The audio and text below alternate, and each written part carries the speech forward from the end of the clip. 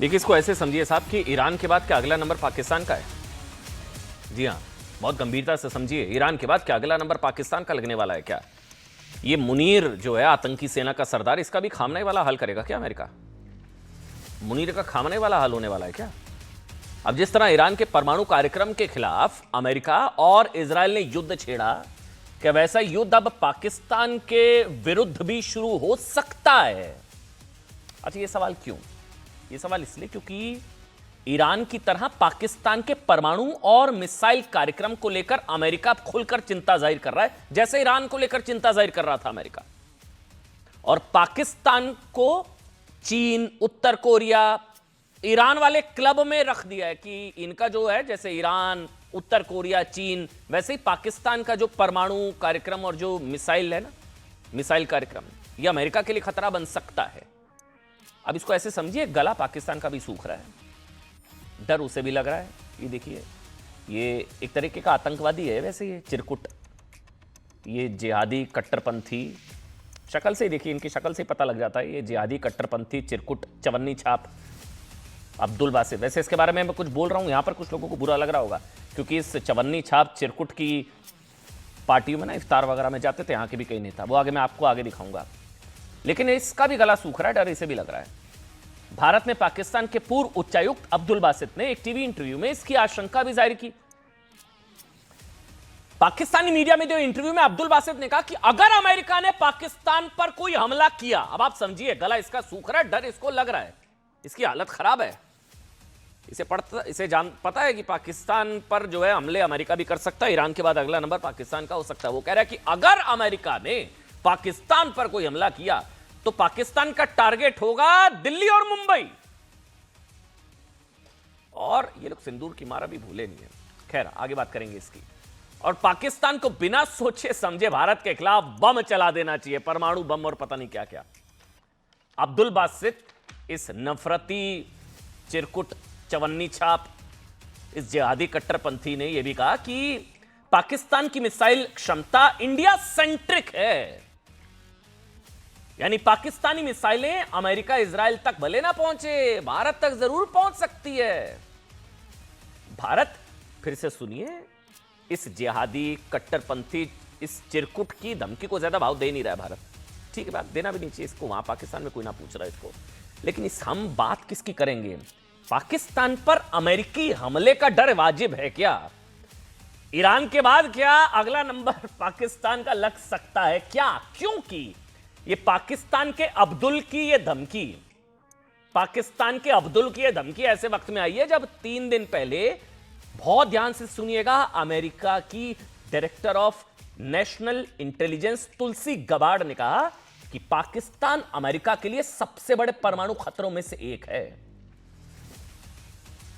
पाकिस्तान की nuclear doctrine कहती है कि परमाणु बम सबसे आखिरी हथियार नहीं, सबसे पहला हथियार भी हो सकता है। इसलिए पाकिस्तान की फर्स्ट यूजर पॉलिसी, अमेरिका कह रहा है कि सिर्फ एशिया के लिए नहीं, पूरी दुनिया के लिए बड़ा खतरा। वैसे भी पूरी दुनिया में जितने भी इस्लामिक मुल्क है ना, अगर उनके पास परमाणु खतरा है तो वो परमाणु अगर बम है ना, और वो तो फिर वो पूरी मानवता के लिए बहुत बड़ा खतरा है, ये तो फैक्ट है।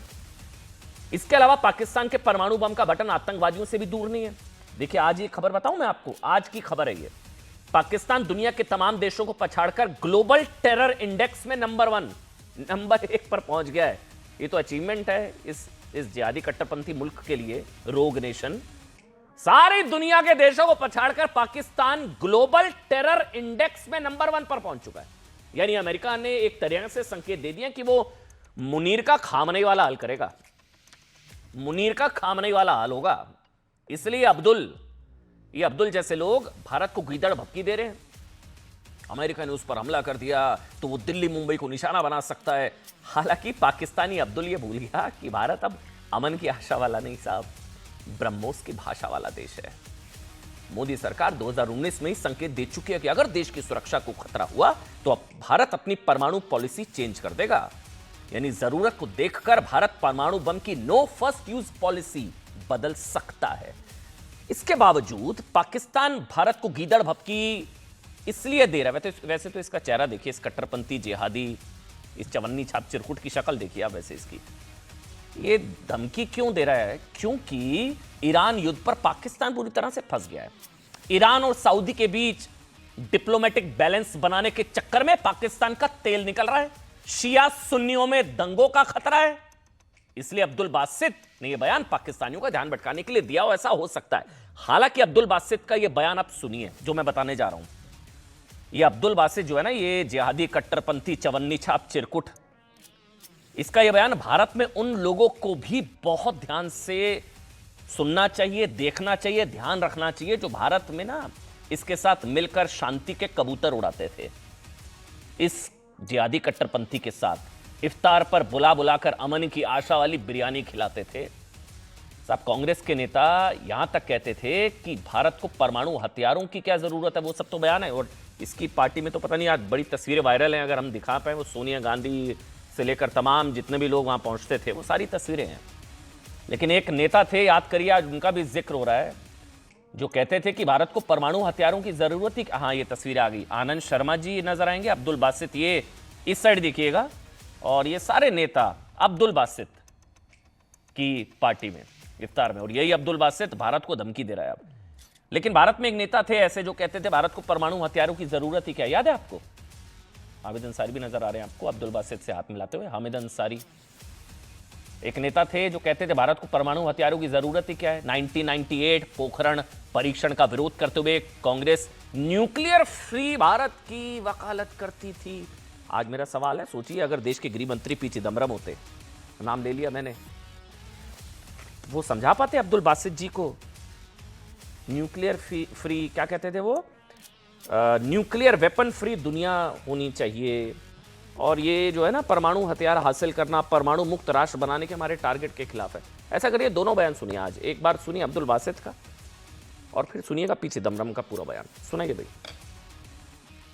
कि अगर अमेरिका ने पाकिस्तान पे कोई हमला कर दिया, हमारे तो अगर हमारे न्यूक्लियर रेंज में नहीं भी है अमेरिका, लेट्स से अगर हम खलीजी ममालिक में जो है उनके अड्डों तक भी नहीं पहुंच सकते, या हम इसराइल पे भी हमला नहीं कर सकते, हमारे लिए क्या वाहिद रास्ता होगा आपके ख्याल में?